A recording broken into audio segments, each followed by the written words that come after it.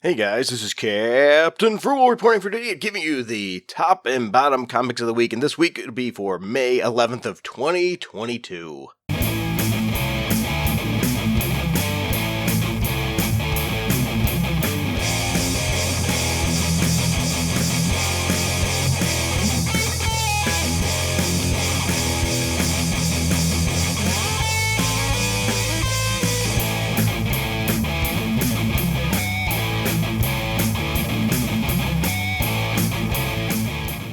Alright guys, I have my papers here so you get to hear them.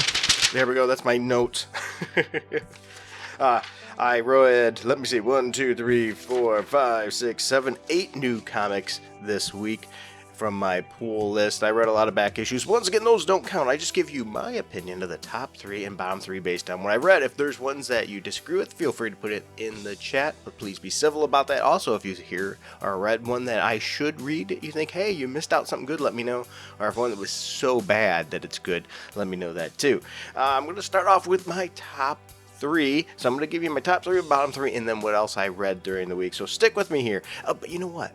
Before I jump in too far, too deep, I just want to ask you, I guess the YouTube analytics have changed, so make sure to like, subscribe, but on top of that, if you do not mind, you like these, please hit the share. That's really going to help. Hit that share button to help out the channel. Alright, so my number 3 was a new issue, a new start, and that's Blood Syndicate Season 1, Number 1. Blood Syndicate Season 1, Number 1. I gave it a 7.2 out of 10. I thought the art was solid in the book, and one of the things I really liked about this one is it had a good character introduction. It really gave you more depth into the character. It just didn't throw you right into the action, but it didn't bore you to death either. It really had a good balance. It seemed to have a solid story setup in this issue, which for the first issue, that's what you really need. If it fails in the setup, it's not going to pull people in for issue 2, but if it doesn't set up a story and it's all action, it really doesn't set up anything for the future of the series either. And this did really a good balance of all those things, of making you care about the characters a little bit, just to give you a little bit of insight into the character and make you grab onto him a little bit.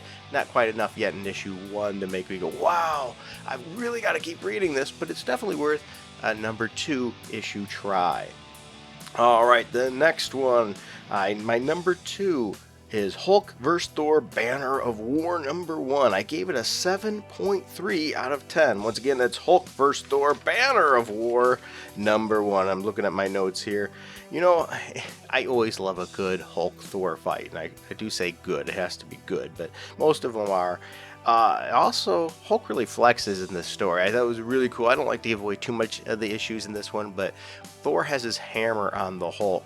And so the Hulk is pinned down because he can't lift the hammer of Thor. So what's he do? He powers himself, flexes massively, does like a push-up, and rips the hammer right through himself to get away, to get out of that. I thought that's just brutality in its finest. That is the Hulk there. I'm just getting mad.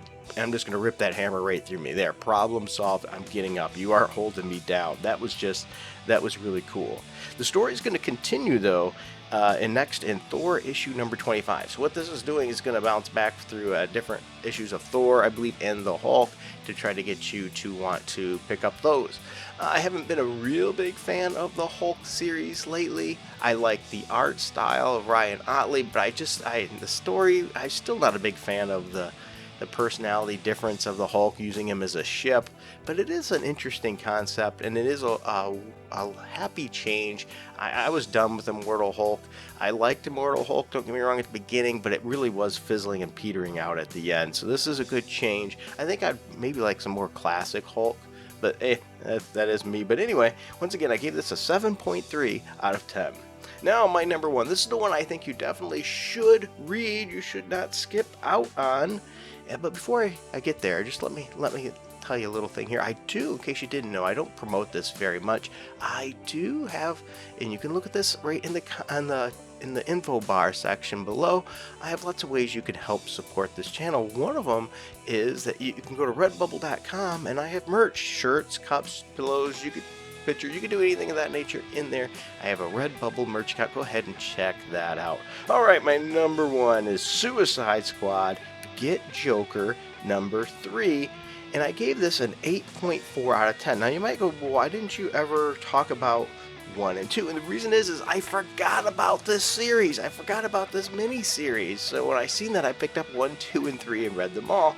But since 3 is the one that came out this week, this is the one I had to evaluate. And this one is my top choice. You know, you get the Suicide Squad verse. The Suicide Squad. Yeah, 2 different versions of the Suicide Squad. I think that's really cool. The art style also for this book really does seem to fit the subject matter media, so it worked out good. And it gives a solid conclusion to this 3-part story. You know, I am a sucker for Jason Todd stories. I like the Jason Todd character and in the other group of misfits, if you will, that were with him. I just thought this was a brutal but yet fun story. Once again, I gave it an 8.4. This is what miniseries that I don't think that you should miss out on. This is one that I really enjoyed.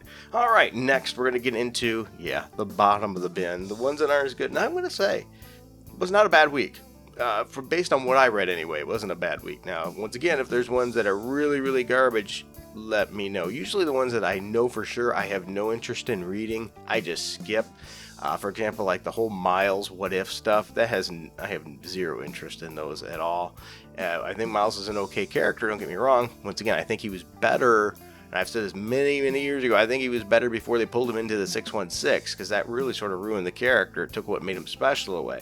Well, anyway, before I jump into these bottom 3, once again, if you don't mind, help out the channel, like, subscribe, hit that notification bell, and hit that share button. Also, if you want to help out the channel financially, we have a Patreon, we have a Subscribe Star, or you can even do a one-time donation. You can see the link down there. But on top of that, another little thing I want to mention in case you didn't know, I have, are you ready for this one? A Rumble account, so you can subscribe to me on Rumble. I do not monetize my YouTube because I don't like YouTube's monetization practices, so I do not monetize on YouTube, but I do monetize on Rumble. So if you watch on Rumble, you are actually supporting me with potential monetization. So I greatly, really appreciate that. All right, so jumping in the number 3 bottom of the bin, and this is one I've been enjoying for the most part, but it's Future State Gotham number 13. It got a 6.9 out of 10. So if you think about that, it's still not a terribly low score. 6.9 out of 10. And this is a good jumping on point if you are wanting to get in this series but you didn't before, because there's a new storyline that starts here, and the art's been decent in the book. It really is a good jumping on point. So if you missed and you were thinking about doing it and you didn't, this would be a good point to start because you're getting a new storyline starting here. The next one is the ending of a series, which I shake my head on this one because I don't like endless reboots for series constantly, but they do that because, number 1 to jar sales, and this would be Shang-Chi number 12. And once again, doesn't always mean it's bad because it's on my bottom 3. This one got a 7.1. Yeah, I thought the art was okay. It's been okay in this series. It is the ending of the story arc, so I don't recommend going out and getting this one unless you've been getting Shang-Chi. It's the ending of a story arc, so it wouldn't make sense to grab the ending. But it does tell you afterwards, we're going to get another number 1. Shang-Chi's going to start again with another title name, and with a new number 1, rather than just keeping it an ongoing. I wish comics would keep the ongoing. I have such a hard time following when there's volume 27, but that's just me. Maybe not you. Maybe you like all these shorter season type of TV mentality of things. But then once again, Shang-Chi number 12 with a 7.1, which leads me to the bottom of the barrel for this week. And this is a series that I've been reading because I guess I just keep hoping it'll get better, and it's just always just not quite there. But I just haven't quite given up on it yet. Maybe I should. And everyone's because it's not made for you, which is probably true because it's Batgirls number 6. I gave it a 6 out of 10. Now this is the ending of a 6-issue storyline. So once again, if this is something that does interest you, I would not get issue number 6. I'd wait until the next issue. The art, in my opinion, of this series is poor, and it's been poor. There's some panels in this issue that I couldn't even understand what was going on with the artwork. I hate that. I don't know about you. I can't stand it when the art style is so piss poor that I cannot even understand what's going on. It's just, sometimes too, it's not always the penciler, it's a combination of the penciler, inker, and the colorist. But in this case, I think this one rests on the penciler. The story for this issue, as well as this whole story arc, has been well, decent at best. It's just never quite been there.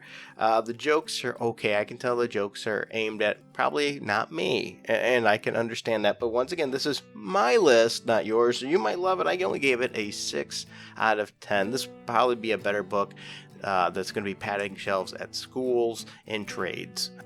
All right, also before I finish up here, I'm going to mention the ones that did not make either the top or the bottom 3. And one of those was Captain America Symbol of Truth. I gave it a 7.15. I like the Sam and Misty together. They're nice, but not quite as much as I like seeing her with Danny Rand, but still, it was still a nice touch. I'm not a fan of forced politics in books, and there was a little bit of that in this issue as well.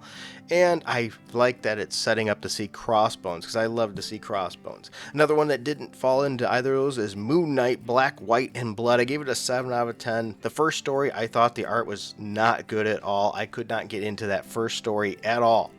The story writing just wasn't it for me, as well as the art. Story number 2, though, I thought the art was a lot better, and the story was okay. It was a little bit fun even. And it had the third story. The art was simple, really simplistic, but I really thought it worked, and it was a solid story. So I really did like that as well. That's my top 3 and my bottom 3. I do appreciate you taking the time to watch this video and listen, so thank you very much, and I truly appreciate all of your support. And speaking of support, this list of people right here, this channel wouldn't be possible without them. They're nothing but amazing. They've been continuously supporting this channel. Without them, really, I wouldn't be able to go and get as much of this stuff, because these are expensive, as well as the other stuff that I check out and review and everything else. So thank you so much. All right, everybody, until next time, keep